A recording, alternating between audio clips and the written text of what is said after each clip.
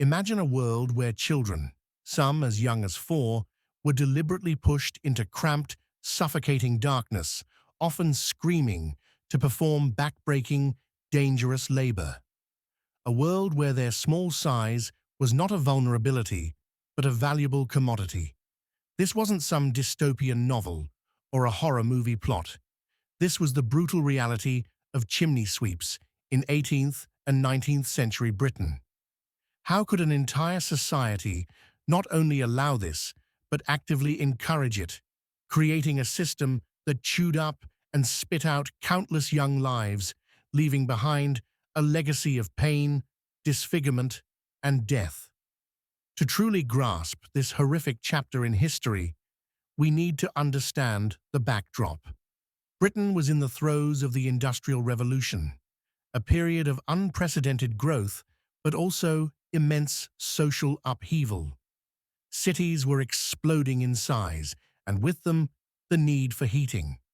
Coal was king, and every home, from the grandest manor to the humblest cottage, had a fireplace. But fires created soot, and soot-filled chimneys were fire hazards. They needed cleaning regularly. The problem was, chimneys in that era weren't the straight, simple flues we often imagine. They were intricate, twisting labyrinths, designed to maximize heat efficiency and minimize draft. Some were incredibly narrow, barely a foot square, with sharp turns and dangerous drops. Adult men simply couldn't navigate them, and that's where the children came in. Poverty was rampant. Families, often large, struggled to survive. For many, selling their child into an apprenticeship, even one as brutal as chimney sweeping, was seen as a way to send one less mouth, often a boy, but sometimes girls too, to bed hungry. These children, often orphans, or those from the very poorest backgrounds, were indentured, essentially sold, to a master sweep for years, sometimes until they were 21. The master would provide food, lodging, often in cellars or sheds, sleeping beside their sooty master, and training. In reality, this training was often a swift, brutal introduction to fear and pain.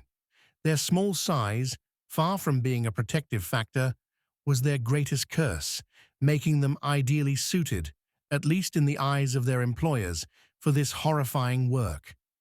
This system was not just an unfortunate byproduct of the times, it was an integral, accepted part of how society functioned, fueled by desperation and a callous disregard for human life. The daily life of a climbing boy was a waking nightmare.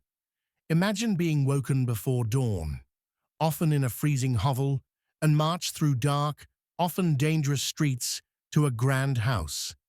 You'd be stripped to a thin shirt and breeches, then ordered, often with threats or blows, to climb a flue that was still warm, sometimes even hot, from the previous night's fire.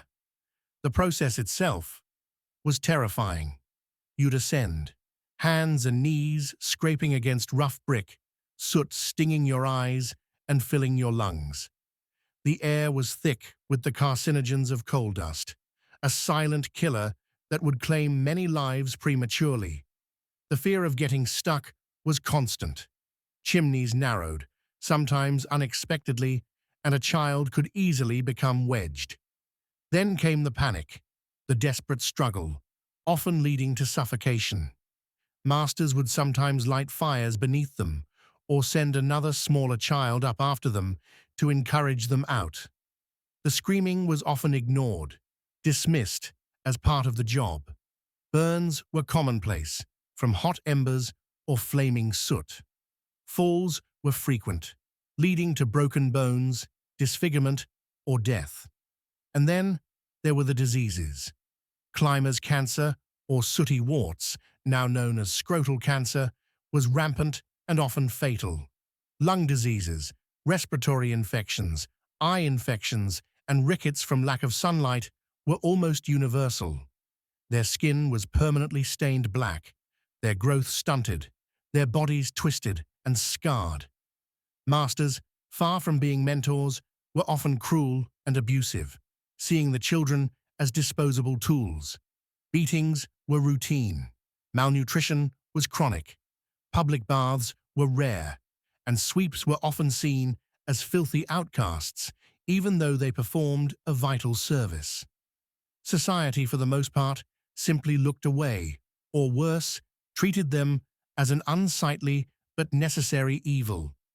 The sheer psychological trauma of such an existence is almost impossible to comprehend. A childhood stolen, replaced with perpetual terror and suffering.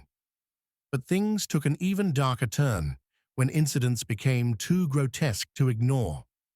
There are countless documented cases, like the story of Joseph, a 7-year-old boy whose cries ceased after he'd been sent up a particularly tight flue. His master, after hours of trying to prod him, finally had the chimney pulled apart, only to find Joseph dead, suffocated, his body contorted in the narrow space. Or the tale of Black Sam, a legendary sweep who spent years rescuing boys from impossible situations but bore the scars of many deaths in his own past. These harrowing realities slowly, agonizingly, began to chip away at public indifference.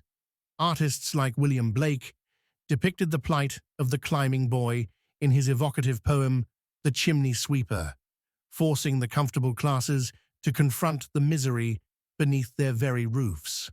Reformers like Jonas Hanway championed their cause, publishing pamphlets and relentlessly campaigning for legislation. Initial attempts at reform were met with fierce resistance. The sweeps themselves, the master sweeps, argued that only children could do the job and that their livelihoods depended on it. Property owners feared higher costs if mechanical brushes had to be used. The 1788 Act for the Better Regulation of Chimney Sweepers and Their Apprentices was a weak measure, largely unenforced, setting age limits that were routinely ignored. It tried to limit the age to 8, then later 10, but masters simply lied about their apprentices' ages. The true horror continued, often hidden behind closed doors. Children were still dying, still suffering. It took decades of persistent lobbying, powerful personal testimonies, and the relentless efforts of individuals who refused to let the issue be forgotten, to slowly turn the tide. Each discovered body, each tragic tale, fueled the growing public outcry, leading to more substantive, though still flawed, legislation. What they discovered next changed everything. The development of more effective mechanical brushes, though initially resisted, eventually offered a viable alternative to child labor. It wasn't one single invention, but a gradual improvement of various designs that could navigate the complex flues. Crucially, public conscience reached a tipping point.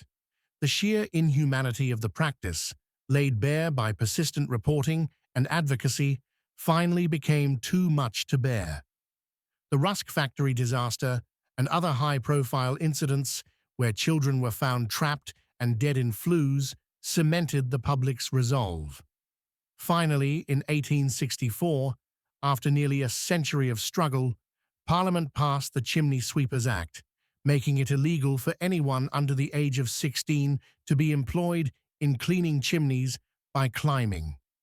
This act, while still facing challenges from resistant masters, was largely reinforced by the even stronger Chimney Sweepers Act of 1875, championed by the Earl of Shaftesbury, which finally brought the era of the climbing boy to an end.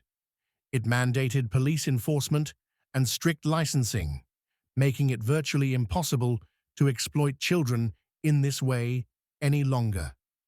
The abolition of child chimney sweeps stands as a stark lesson in societal responsibility and the dangers of allowing economic necessity to eclipse human decency. It serves as a grim reminder that even in seemingly advanced societies, the most vulnerable can be subjected to unimaginable cruelty, often with the silent complicity of the wider community. The scars of this era, both physical and psychological, ran deep for generations. The children who survived often carried the physical deformities and chronic illnesses of their profession well into adulthood, if they even reached it.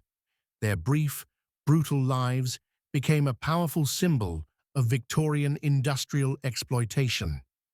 To this day, the story of the climbing boy asks us, how far are we willing to bend our moral compass for convenience or perceived necessity?